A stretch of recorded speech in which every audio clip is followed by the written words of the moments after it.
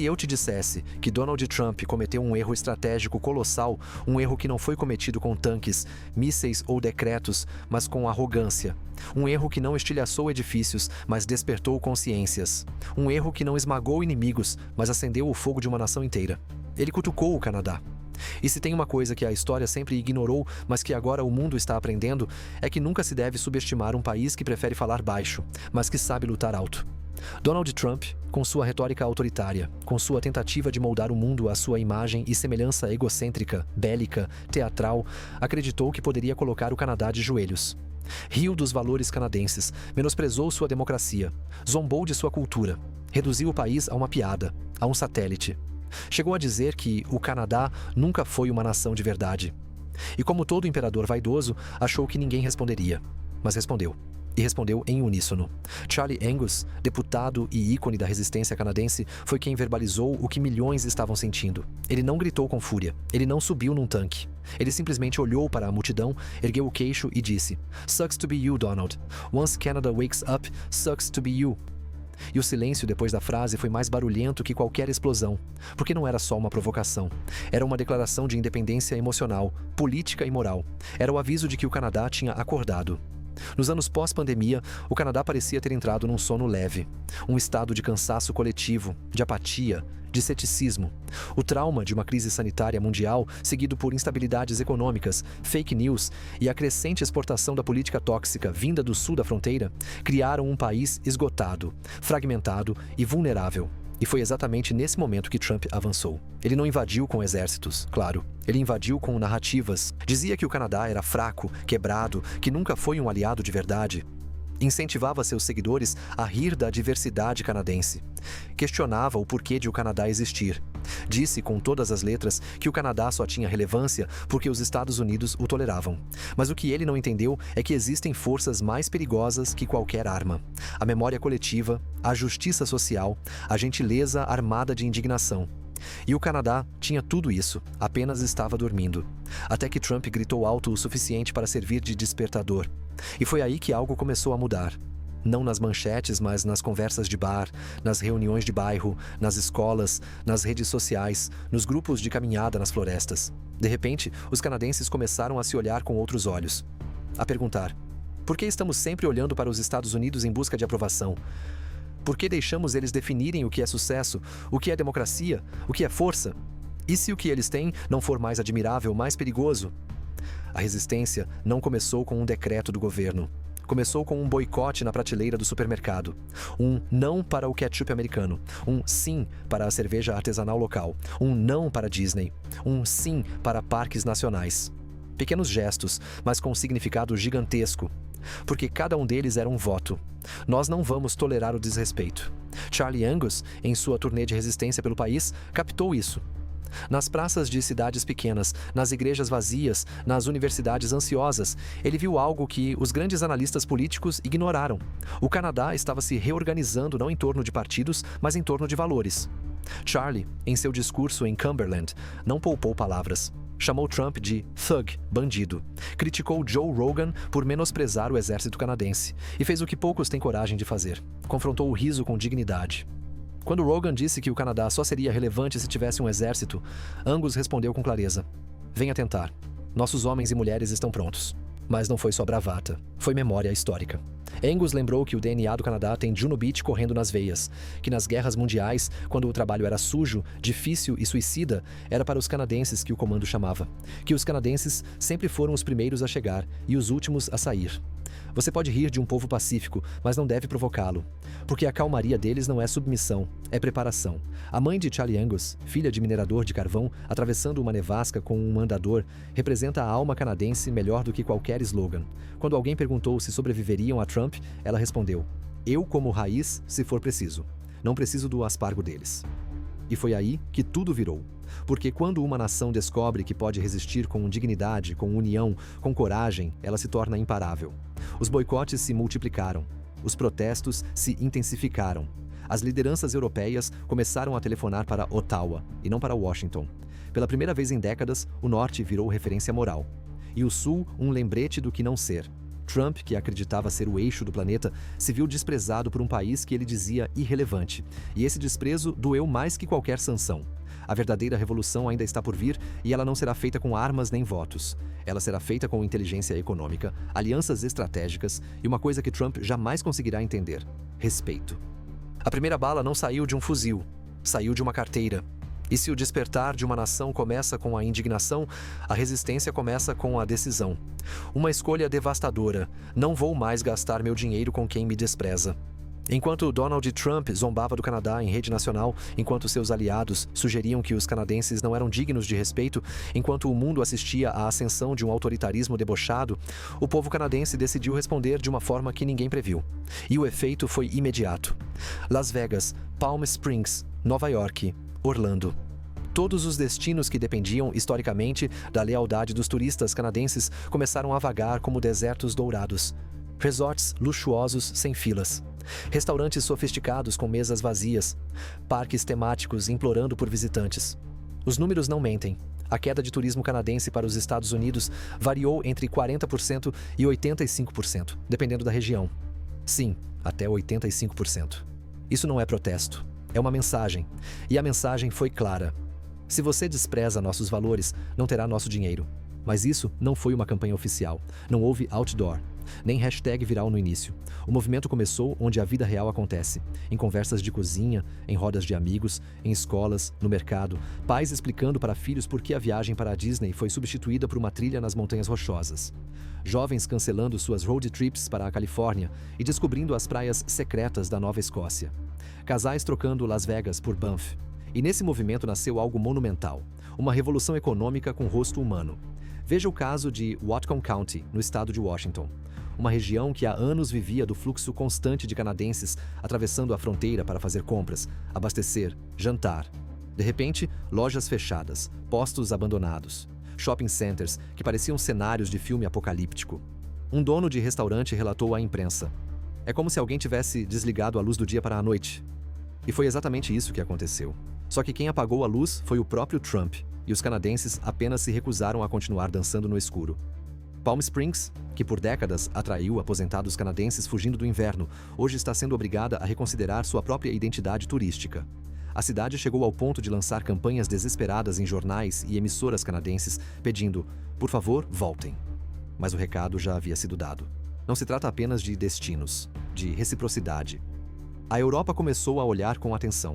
Observou como o Canadá não apenas se recusava a comprar, mas também inspirava um novo tipo de orgulho nacional. Um orgulho que não se mede em bandeiras gigantes ou slogans gritados, mas sim em gestos conscientes. Comprar local, viajar dentro de casa, fortalecer a própria comunidade. Inspirados pelos canadenses, diversos países começaram a repensar seus próprios fluxos de consumo. A confiança nos Estados Unidos como destino seguro econômica, política e moralmente começou a derreter. Afinal, se até o Canadá, seu mais antigo aliado, estava dizendo "basta", o que sobrava? Mas por que isso funcionou tão bem? Porque o boicote tocou em algo visceral: o direito de dizer não. Durante anos, o mundo foi condicionado a ver os Estados Unidos como inevitáveis. Era lá que estavam os filmes, os sonhos, os produtos, os parques, os gadgets. Era para lá que você olhava quando queria saber o que era sucesso. Mas com Trump, essa sedução virou chantagem. E o povo canadense, com sua fama de gentil, pacífico e educado, simplesmente disse: "A gente pode ser tudo isso, mas a gente também sabe quando estão nos insultando." E foi esse senso de autorrespeito que transformou o boicote em arma de dissuasão econômica. A jornalista cultural Jane Dorsey, de Montreal, escreveu: "Nunca vi nada tão poderoso. As pessoas não estão gritando nas ruas, estão apenas deixando de ir, de comprar, de consumir. E isso está machucando mais do que qualquer protesto com cartaz." E se engana quem pensa que isso trouxe prejuízo ao Canadá. Foi o contrário. Economistas calcularam que o Buy Canadian, movimento informal que cresceu junto ao boicote, gerou até 10 bilhões de dólares em estímulo interno. Esse dinheiro ficou no país. Girou em padarias, livrarias, hotéis familiares, museus, trens, mercados regionais. Cidades pequenas renasceram com a nova onda de turismo doméstico. Jovens redescobriram o valor de viajar dentro do próprio país. E isso é mais que economia, é identidade. O boicote não empobreceu o Canadá. Enriqueceu a alma nacional. E isso, meu amigo, minha amiga, não tem preço. Quando um povo descobre que pode resistir não apenas com cartazes, mas com escolhas conscientes, ele não volta mais para o sono. E o mais belo de tudo isso foi feito por pessoas comuns. Cada um desses gestos, somados, formaram uma avalanche que cruzou fronteiras. Será que o impacto desse boicote vai mudar permanentemente a relação entre os países? Será que outras nações seguirão o exemplo e transformarão consumo em protesto? O Canadá mostrou o caminho. Não subestime o poder de uma compra, de uma escolha, de uma decisão consciente. Você não precisa ser um político para mudar o mundo. Você só precisa agir como cidadão. Você já parou para pensar qual é o ponto fraco de uma superpotência? Não é o que ela mais esconde, é o que ela mais exibe. E no caso dos Estados Unidos, o calcanhar de Aquiles sempre foi o mesmo: confiança. Não os mísseis, não os porta-aviões, não o Silicon Valley ou a NASA, mas a ilusão de que investir nos Estados Unidos é sempre seguro, que o dólar é eterno, que os títulos do Tesouro Americano são o último refúgio em tempos de crise. Pois é exatamente aí que o Canadá mirou. No início de março, enquanto as manchetes estavam distraídas com discursos inflamados e declarações de Twitter, o governo canadense começou a vender títulos do Tesouro Americano. Não houve alarde, não houve escândalo, só números que passaram despercebidos para quem só enxerga política como barulho. Mas para quem entende o funcionamento do sistema financeiro global, aquilo foi um abalo sísmico. Porque quando um país como o Canadá, tradicionalmente aliado, confiável, estável, começa a se desfazer de títulos americanos, ele não está apenas vendendo papéis. Ele está sinalizando algo muito mais perigoso. Perdeu a fé. E num mercado baseado em confiança, isso é o mesmo que jogar gasolina na sala de máquinas. Você sabia que grande parte do poder econômico dos Estados Unidos depende do fato de que países ao redor do mundo continuam comprando sua dívida? É um paradoxo. Os Estados Unidos devem trilhões de dólares, mas continuam sendo vistos como o lugar mais seguro para investir. Por isso, o mundo aceita financiar seu estilo de vida inflado, suas guerras, seus déficits, seus delírios. É isso que torna essa parte da história tão explosiva. Mark Carney, o primeiro-ministro canadense e ex-presidente dos dois maiores bancos centrais do mundo, Banco do Canadá e Banco da Inglaterra, não é um político qualquer. Ele é um estrategista, um arquiteto de estabilidade em tempos de caos. Foi ele quem conduziu o Canadá com um pouso suave durante a crise de 2008 e depois ajudou o Reino Unido a sobreviver ao terremoto do Brexit. Ou seja, quando Carney se move, o mundo presta atenção. E em março, ele se moveu. Começaram a circular rumores de que Carney teria se reunido discretamente com líderes europeus em Bruxelas no dia 17 de março. A pauta? Coordenação de uma venda estratégica de títulos americanos. Não de forma explosiva, que causasse pânico imediato. Um grupo de aliados históricos dos Estados Unidos, Canadá, Reino Unido, talvez até França e Alemanha, combinando entre si como drenar o poder americano, gota por gota, sem acionar os alarmes. Se isso soa como ficção, pense de novo, porque a geopolítica moderna não se faz mais só com tanques. Ela se faz com cliques, com algoritmos, com carteiras de investimento. E cada venda desses títulos é como uma alfinetada no ego financeiro de Washington. Nos dias seguintes à venda canadense, os rendimentos dos títulos do Tesouro dos Estados Unidos começaram a subir descontroladamente. Sinal claro de desconfiança. Quanto mais altos os rendimentos, maior o custo para os Estados Unidos refinanciarem sua dívida gigantesca. E como disse Kimball Musk, irmão de Elon Musk, isso não é o que queremos. O déficit é enorme, os juros estão subindo e estamos tentando desesperadamente refinanciar nossa dívida pública. Só que agora, o refinanciamento tem preço. E não é barato. Aqui entra um ponto que poucos comentam. Os Estados Unidos construíram um império baseado na ideia de que, em caso de crise, todo o planeta correria para comprar seus títulos. Mas se agora os aliados estão vendendo, quem vai comprar? China? Rússia? Brasil? Arábia Saudita? Todos esses países já sinalizaram que estão diversificando suas reservas. Alguns estão comprando ouro, outros estão investindo em moedas alternativas, e muitos estão, sim, seguindo o exemplo canadense. A cada semana surgem novos sinais de que o pilar de confiança que sustenta a economia americana está se corroendo. E não é por ataque direto, é por abandono. E o mais irônico de tudo? Isso não teria acontecido se Donald Trump tivesse mantido uma postura minimamente diplomática, se tivesse respeitado o Canadá, se tivesse enxergado seus aliados como parceiros e não como peões. Mas ele não fez isso. Ele escolheu o confronto, a humilhação, o sarcasmo. E agora está colhendo a consequência mais devastadora de todas, o isolamento financeiro. Quando um país como o Canadá começa a vender seus títulos americanos, ele não está apenas dizendo que não confia mais no governo dos Estados Unidos. Ele está dizendo, nós não vamos mais sustentar seu sistema. E isso, num mundo interconectado, é o equivalente moderno a cortar o fornecimento de petróleo na década de 70.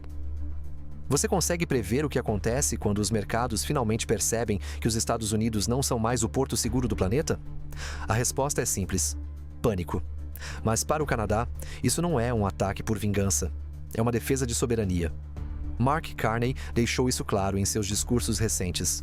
Disse que os tempos mudaram, que as relações internacionais precisam ser baseadas em respeito mútuo, que os países não podem mais aceitar o autoritarismo travestido de arrogância econômica. E nas entrelinhas mandou um recado: não temos medo e não estamos sozinhos. E é justamente essa coragem calma, calculada, fundamentada que está inspirando o mundo. Porque se o Canadá pode enfrentar um gigante assim, sem gritar, sem invadir, sem perder a compostura, por que outros países também não podem? É o nascimento de uma nova diplomacia, baseada em valores e em números. Não mais bajular a potência de sempre, mas construir um novo centro de gravidade global. E essa mudança, meus amigos, já começou. Se você achou que o boicote cultural era forte, espere até ver o que acontece quando o sistema financeiro internacional resolver que já não precisa mais do velho império.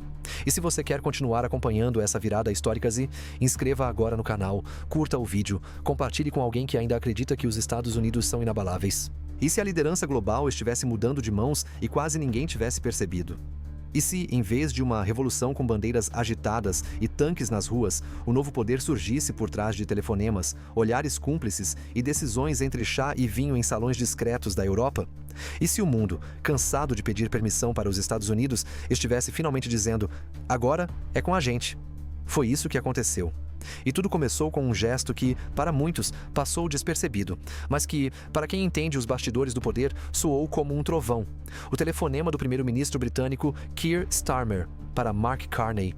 O conteúdo da conversa não foi publicado nos jornais, mas parte dela vazou propositalmente ou não. Carney, em discurso dias depois, narrou o diálogo com simplicidade britânica. Ele me ligou e disse: chegamos à mesma conclusão que vocês chegaram há meses. O mundo mudou. Nossa antiga relação com os Estados Unidos acabou. Porque quando o Reino Unido diz publicamente que o relacionamento acabou, não é apenas uma crítica. É uma declaração de independência. E foi a partir desse momento que o mundo começou a ver o que estava de fato acontecendo. O Canadá não estava mais resistindo sozinho. Estava liderando. Por décadas, o Canadá foi visto como um país secundário na política global. Educado demais, pacífico demais, diplomático demais para ditar rumos. Um coadjuvante respeitável. Um país conhecido mais por sua natureza exuberante, seu sistema de saúde e seus jogadores de hóquei do que por sua capacidade de influenciar o cenário internacional. Mas essa imagem foi subitamente substituída por outra, a de uma liderança moral e estratégica, a de um país que não grita, mas que age. Primeiro foi a Europa. Depois, partes da Ásia. E até países historicamente alinhados com os Estados Unidos começaram a se perguntar: por que seguir um líder que já não lidera? Porque enquanto Trump tuitava ofensas, Mark Carney oferecia acordos. Enquanto Washington erguia muros, Ottawa abria pontes. Enquanto o governo americano ameaçava cortar parcerias, o Canadá costurava alianças não pela força, mas pela confiança. Você sabe qual foi uma das frases mais comentadas entre diplomatas nas últimas semanas? O Canadá virou o novo termômetro moral do Ocidente. E isso, num mundo à beira de um colapso climático, econômico e democrático, vale mais do que 1000 ogivas nucleares. Mas vamos voltar ao Reino Unido por um instante. Keir Starmer, antes cético sobre romper com os Estados Unidos, começou a sofrer pressão interna de parlamentares, empresas e cidadãos britânicos inconformados com as políticas trumpistas que ignoravam acordos climáticos, desmontavam garantias civis e ameaçavam sancionar aliados como se fossem inimigos. Foi diante desse cenário que Starmer olhou para o norte e viu no Canadá não um reflexo, mas um novo modelo. Conversas foram intensificadas, encontros realizados, e uma frase começou a se repetir entre chanceleres europeus: se o Canadá pode, nós também podemos. Na prática, isso começou a gerar um efeito dominó diplomático. O parlamento alemão, historicamente discreto em críticas aos Estados Unidos, passou a debater um novo pacto comercial com o Canadá, excluindo cláusulas de dependência com empresas americanas. A França, impulsionada por uma onda de desconfiança em relação à política externa de Trump, propôs formalmente um fórum de cooperação climática liderado por Canadá, França e Japão. E até países como Austrália e Nova Zelândia, tradicionalmente alinhados com Washington, começaram a sinalizar aproximações mais profundas com Ottawa. É como se, de repente, o mundo tivesse percebido que o Canadá não era um satélite, mas um novo centro gravitacional. E tudo isso aconteceu não apesar da postura canadense, mas por causa dela. Porque enquanto o governo Trump tratava aliados como vassalos, o Canadá oferecia escuta, respeito e soluções práticas.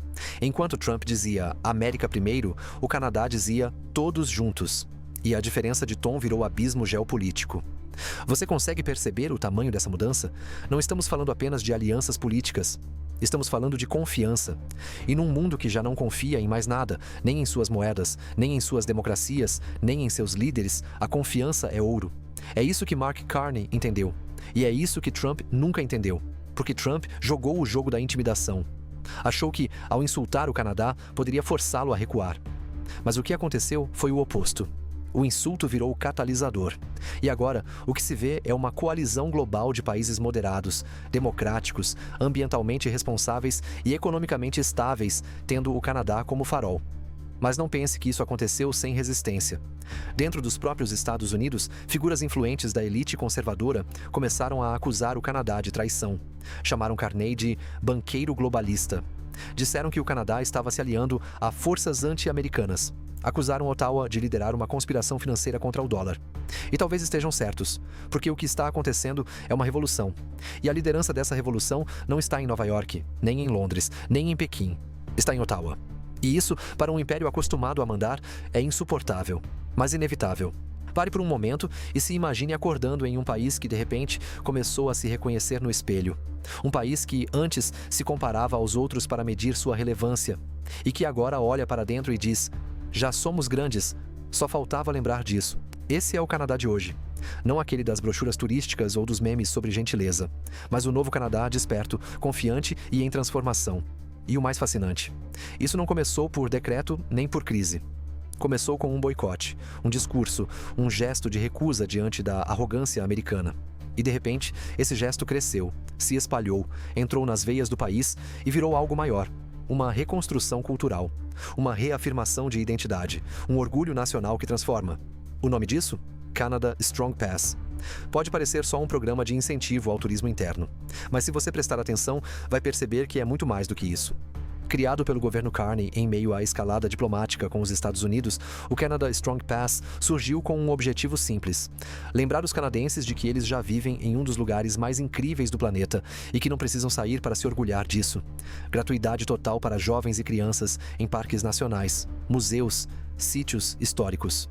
Descontos massivos em trens, integração com sistemas provinciais para fortalecer o acesso local, parcerias com comunidades indígenas para promover turismo de reconexão espiritual e cultural. Não é só sobre turismo doméstico, é sobre reconectar um povo com seu território, com sua história, com seus símbolos. Em apenas 3 meses, o número de visitas a parques nacionais subiu 72%.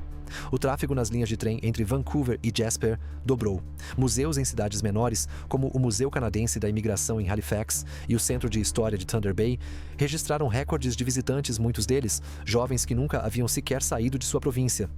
Mais de 8 milhões de famílias baixaram o Canada Strong Pass em menos de 90 dias. E mais do que isso, a hashtag #CanadaStrong explodiu nas redes sociais como um novo grito coletivo. Mas por que isso importa? Porque, pela primeira vez em décadas, o Canadá parou de se definir pelo que não é e começou a se afirmar pelo que é. Não somos os americanos educados. Não somos o primo discreto da Europa. Não somos um reflexo.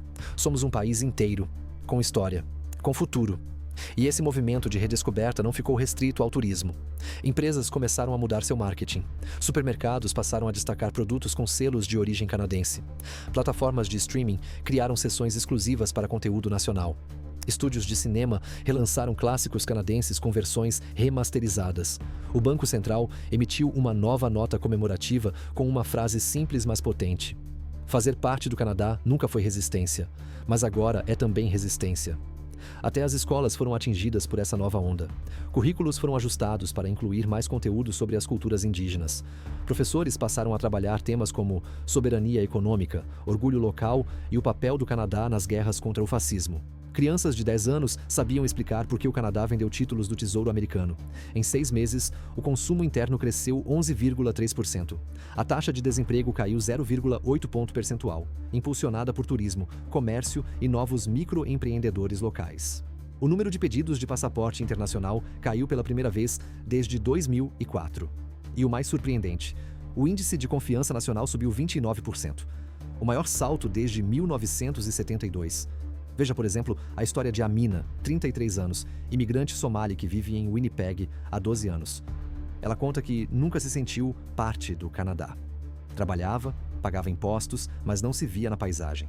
Com o Canada Strong Pass, ela visitou pela primeira vez o norte do país com os filhos. Acampou, conheceu histórias das primeiras nações, aprendeu os nomes dos lagos, chorou no final da trilha, que dava vista para a aurora boreal. Dias depois, escreveu um post que viralizou. Eu achava que era só hóspede aqui. Agora percebo que sou guardiã de tudo isso também. E a Amina não está sozinha. Histórias como a dela estão por todo lado. Agricultores no interior do Quebec, criando festivais sazonais. Jovens em Toronto, organizando eventos com artistas locais. Programas comunitários de troca de serviços. Hortas urbanas, clubes de leitura, microfinanciamento. O Canadá está deixando de ser uma nação apenas administrada e se tornando uma nação vivida. E o impacto disso vai além da economia. Ele atinge diretamente a relação com o mundo. Porque agora, quando países ligam para Ottawa buscando acordos, já não falam com um aliado confiável. Falam com um líder confiante. Um país que não apenas resiste ao autoritarismo, mas que oferece alternativas viáveis a ele. Um país que rejeita o medo e abraça o pertencimento. E se a maior superpotência do mundo estivesse desmoronando, não por causa de bombas, invasões ou recessões, mas porque as pessoas pararam de comprar sua história? Não em um só dia. Não com alarde. Tudo começou no norte.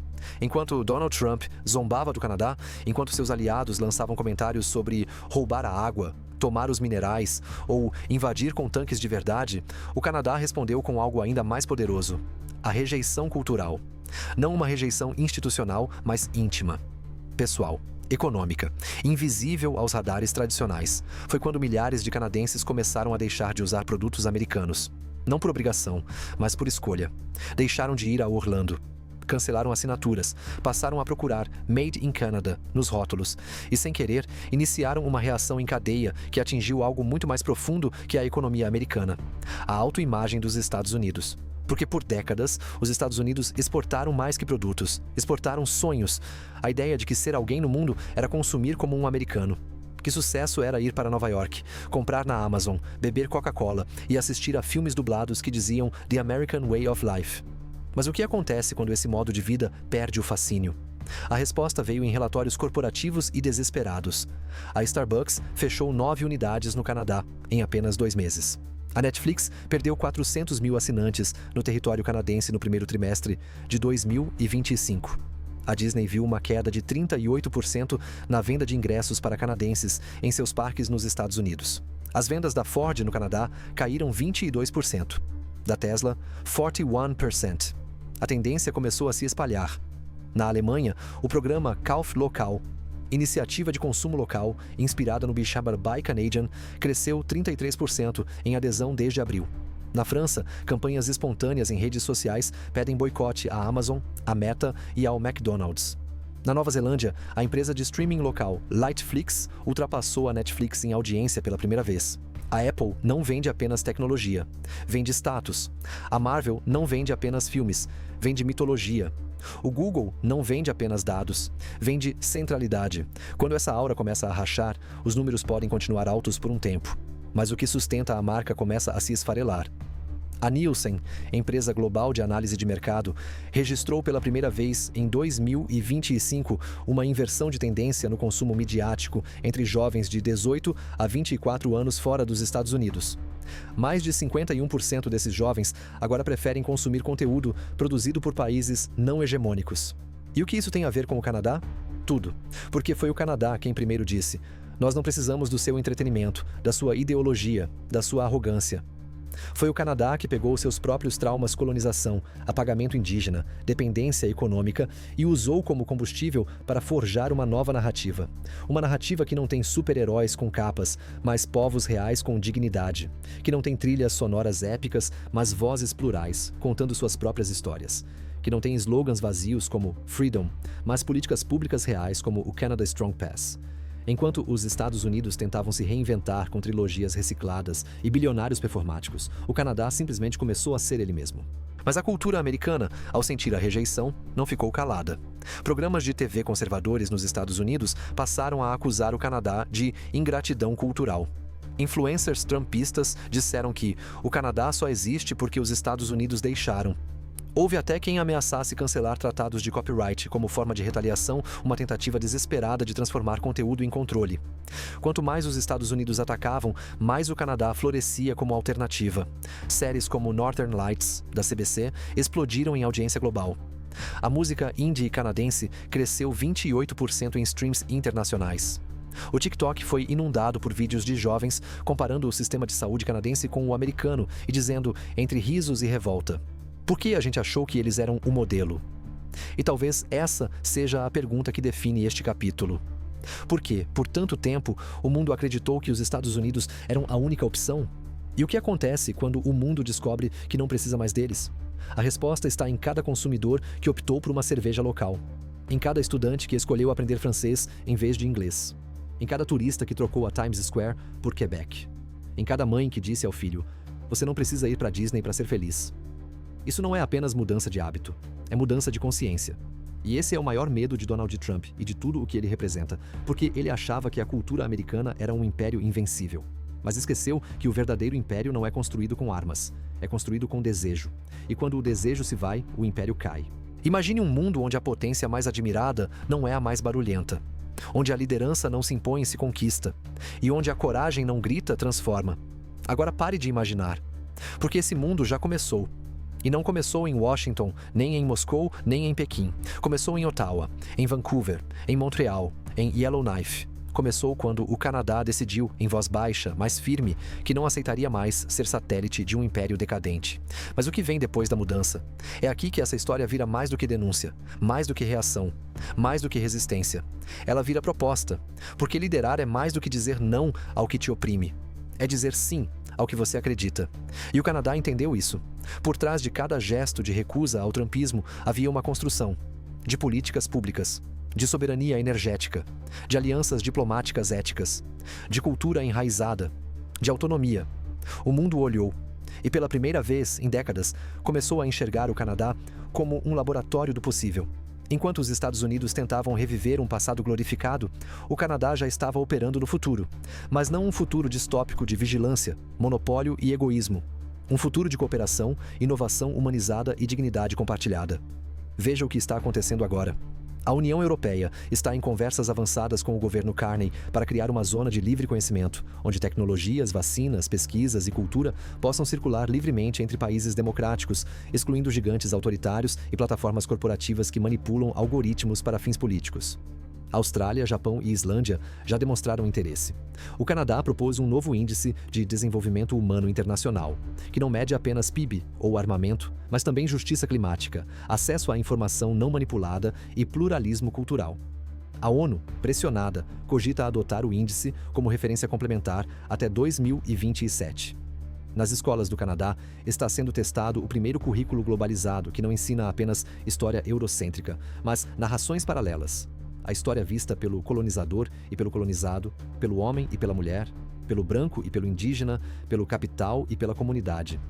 E enquanto isso, nos Estados Unidos, Trump continua gritando em comícios para plateias cada vez menores, tentando manter viva uma chama que já não aquece, prometendo restaurar uma grandeza que o próprio mundo decidiu superar. Porque, no fundo, o Império Americano não ruiu por ataque externo. Ruiu porque o mundo se cansou. E o que surgiu no lugar?